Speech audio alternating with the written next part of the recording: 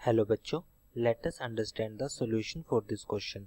तो हमारे पास एक क्वेश्चन गिवन है। क्वेश्चन में कहा गया है कि 40 किलोग्राम बॉय है जो कि climbs up rope that pass over a ideal pulley. The other end of rope is attached to 60 gram weight placed on ground. What is the maximum upward acceleration of boy can have without lifting the weight? If he climbs the rope with upward acceleration 2g, what is acceleration the weight will rise up? तो question में हमारे पास दो part हमें दिए गए हैं।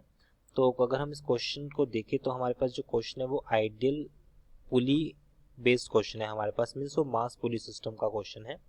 तो सबसे पहले हम बात करते हैं यहाँ पर जो की कंसेप्ट हम यहाँ पर यूज करेंगे।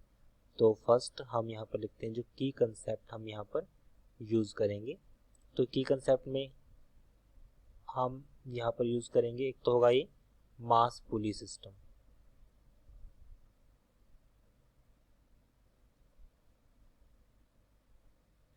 सेकंड मास पुली सिस्टम है, और इसमें हमारे पास जो मास पुली सिस्टम के लिए जो कंसेप्ट हम टेंशन एक्सेलरेशन वगैरह जो भी हमें फाइंड आउट करना है, tension acceleration.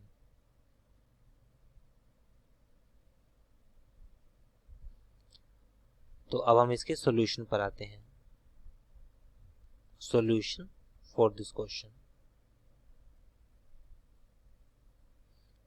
40 kilogram boy climbs a rope that pass over a ideal pulley. Suppose ये हमारे पास पुली है और साथ में हमारे पास other rope is attach to 60 kilogram weight placed on ground.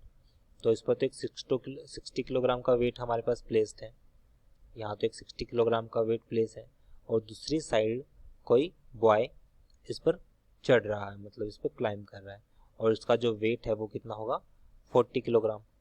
इसका वेट हमारे पास है 40 किलोग्राम, मतलब ये मास है। तो यहाँ पर अगर देखा जाए तो हमारे पास ये 60 किलोग्राम है, 40 किलोग्राम है। जैसे अब ये मुझे वो बताना है मैक्सिमम अपवर्ड एक्सेलरेशन बताना है कि कितना अपवर्ड एक्सेलरेशन हो ताकि ये जो ब्लॉक है विदाउट लिफ्टिंग द वेट, ताकि ये जो वेट है वो लिफ्ट ना करे। तो वेट हमें लिफ्ट नहीं करना है, तो यहाँ से इसका जो वेट होगा हमारे पास, सपोज वेट 1 बॉय के लिए 40 इंटू 10, क्योंकि 10 हमारे पास है एक्सेलरेशन ड्यू टू ग्रेविटी, तो ये हो जाएगा 40 न्यूटन। अगर मैं वेट 2 की बात करूं 60 इंटू 10, तो ये हो जाएगा हमारे पास 600 न्यूटन। ये हमारे पास हो जाएगा 600 न्यूटन हो जाएगा। तो अब इस केस में क्वेश्चन को समझते हैं। मुझे एक्सेलरेशन निकालना है ताकि ये जो वेट लिफ्ट ना हो। तो अब हम इसमें और पॉइंट देखते हैं कि क्या क्या पॉइंट हम इसमें लगा सकते हैं। तो वेट हमारे पास है 600 न्यूटन, एक्सेलरेशन तो उसका ऊपर की तरफ होगा। तो अब इस पे हम मास पुल इक्वेशन को अप्लाई करते हैं। इसकी बात करते हैं। टेंशन हमारे पास यहाँ पर टी रहेगी, यहाँ पर भी टेंशन टी रहेगी, क्योंकि हमारे पास ये सेम स्ट्रिंग है, स्ट्रिंग तो हमारे पास सेम है ना, इसलिए। तो अब इस पर टी हमारे पास है, यहाँ पर कितना है 60। अब जो मोशन किस तरह से, मोशन इस तरह से, इस तरह से। तो यहाँ पे हम देख सकते हैं कि जो टी है हमारे पास वो बैलेंस करता है 600 न्यूटन को। तो यहाँ से जो टी है हमारे पास वो 600 न्यूटन को बैलेंस करता है, क्योंकि इस पे तो कोई और फोर्स नहीं लग रहा है, तो 600 न्यूटन को बैलेंस करेगा। और यहाँ पर देखा जाए तो इसका वेट है, टेंशन, और इस पे एक्सेलरेशन है। तो इस केस में कंसेप्ट लगाते हैं, T minus weight of boy कितना है 400 newton equals to mass into acceleration. Mass कितना है बॉय का 40, एक्सेलरेशन है a। तो यहाँ से वैल्यू हमारे पास आएगी t minus 400 equals to 40a। t की वैल्यू कितनी है 600 माइनस 400, तो वैल्यू हो जाएगी हमारे पास 200 इक्वल्स टू 40a।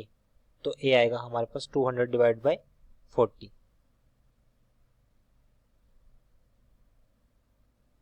तो ये आएगा हमारे पास 5 मीटर पर सेकंड स्क्वायर। तो एक्सेलरेशन तो हमारे पास कितना आ जाएगा 5 मीटर पर सेकंड स्क्वायर, क्योंकि यहाँ पे हमने वैल्यू जो यूज करी है जी की, वो, या इसको हम जी के टर्म्स में लिख सकते हैं। जी की वैल्यू हमारे पास ये है g/2। जी को हम अगर 10 यूज करेंगे तो हमारे पास वैल्यू आएगी, तो a की वैल्यू आएगी g/2 मीटर पर सेकंड स्क्वायर। तो अब हम इसमें देखते हैं सेकंड पॉइंट में क्वेश्चन में कहा गया है कि अगर सेकंड पॉइंट है, अगर वो क्लाइंब करता है, अगर उसका एक्सेलरेशन कितना है 2g, with what acceleration wait will rise. तो मुझे बताना है किस एक्सेलरेशन से जो वेट होगा वो राइज कर जाएगा। तो अब हम इसमें देखेंगे क्वेश्चन पे कंसेप्ट लगा के, when boy acceleration is 2g,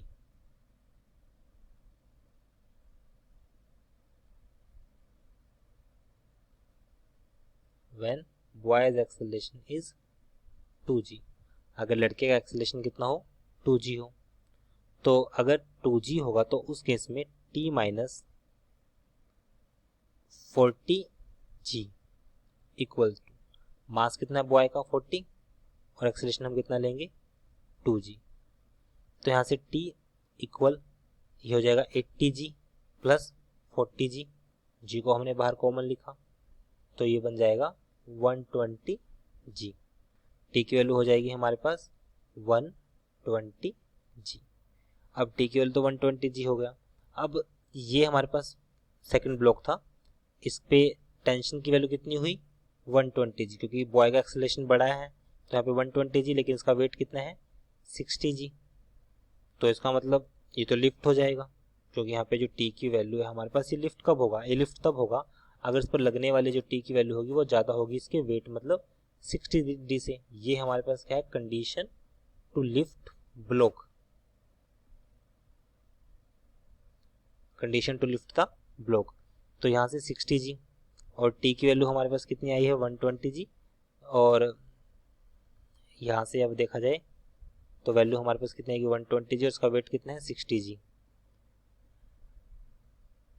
सो अब मुझे लेकिन यहाँ पे निकालनी तो इसके एक्सेलरेशन की वैल्यू है, जो ब्लॉक पर एक्सेलरेशन है कि कितने एक्सेलरेशन से बॉडी मूव करेगी। अब इस पर t माइनस वेट कितना है इसका 60g इक्वल्स टू मास 60 है, एक्सेलरेशन a है, t हमारे पास है 120g minus 60g equals to 60a, तो ये हो जाएगा 60g इक्वल्स टू 60a। यहाँ से सॉल्व किया तो वैल्यू हो जाएगी हमारे पास, a की वैल्यू हो जाएगी g के इक्वल, एक्सेलरेशन की वैल्यू g के इक्वल हो जाएगी। So it will be our answer. I hope you understood this explanation. Thank you.